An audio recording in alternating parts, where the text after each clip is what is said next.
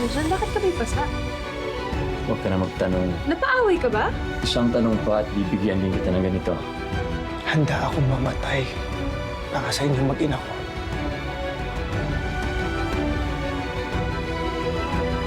Iligtas mo ang anak namin. I-check mo sa security ang CCTV kagabi. Gusto kong malaman kung sino yung lalaking kasama ni Andrea.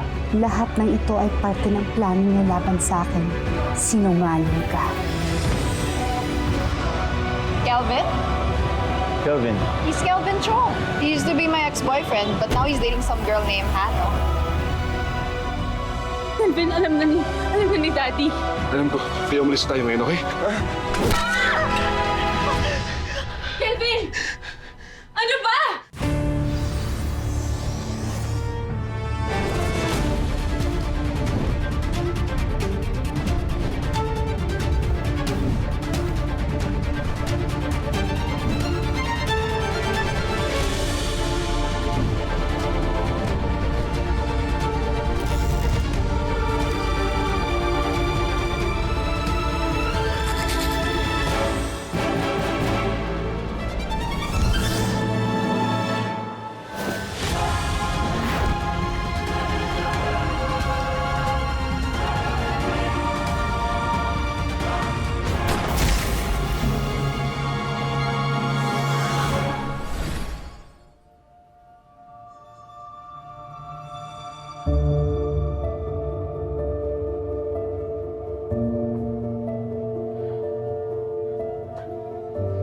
hinayaan mo silang makatakas. Sinubukan ko po silang pigilan, sir.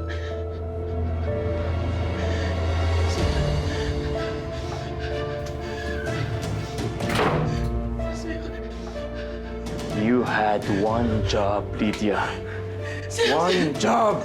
Sir, ginawa ko po lahat! Sir, sorry po, sir! Sir, patawad po! Sir.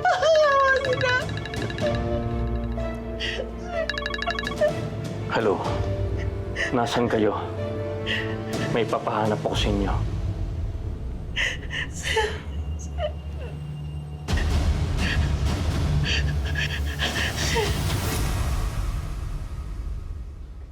Basta pakitawagan na lang po kami bago po kayo magpapasok ng kahit sino. Salamat po.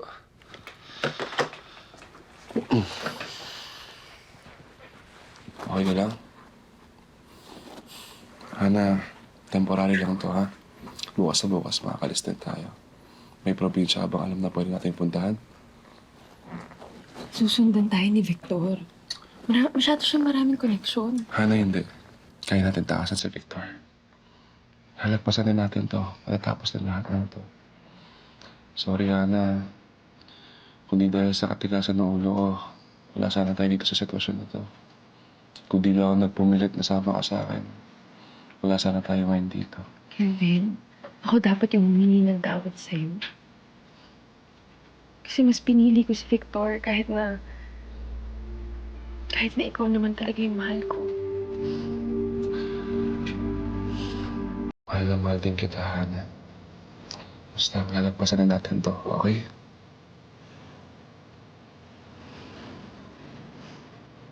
Sisimula tayo ulit.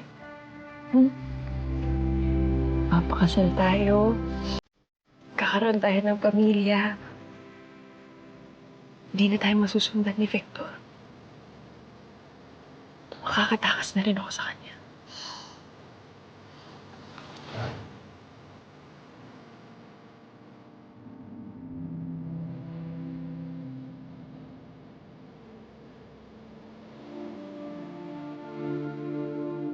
Wala talaga, boss eh. Napuntahan niyo ba ang bahay ni Andrea? Yes, boss. Walang tao eh. Yung address na binigay ni Kelvin. Fake address, boss.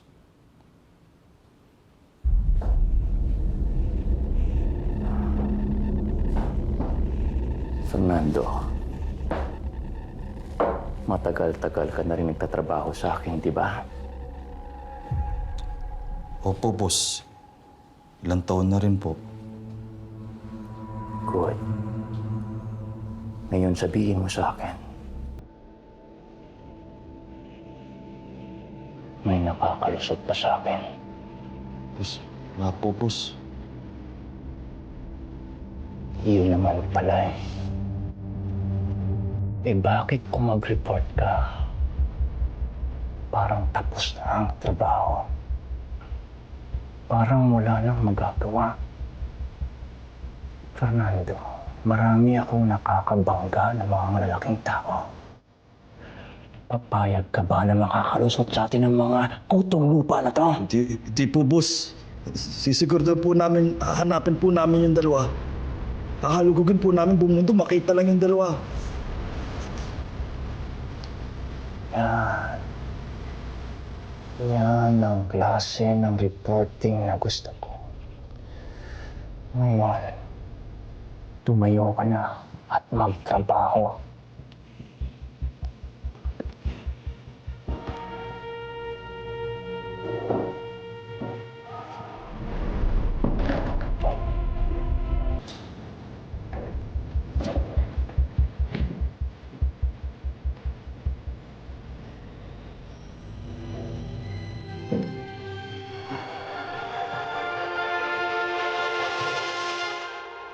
What's this, Martin? Nagbabalik loob ka na ba? Elizabeth, hindi nagbabago desisyon ko. I want you to leave Via alone. Kung makapag-demand ka, parang nanghihingi ka lang ng candy. Ganun lang ba kadali yun? Elizabeth, let me be the one to convince her.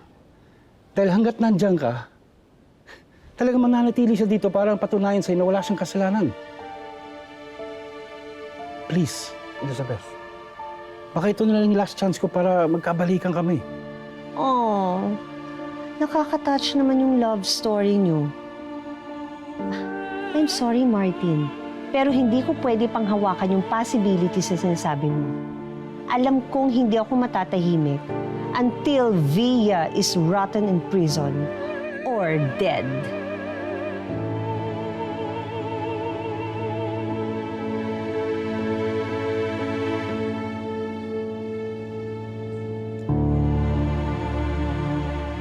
Maghanda ka, Elizabeth. Ibabalik ko sa'yo lahat ng paninira mo sa akin. Ibabagsak kita sa lupa until you beg me to kill you.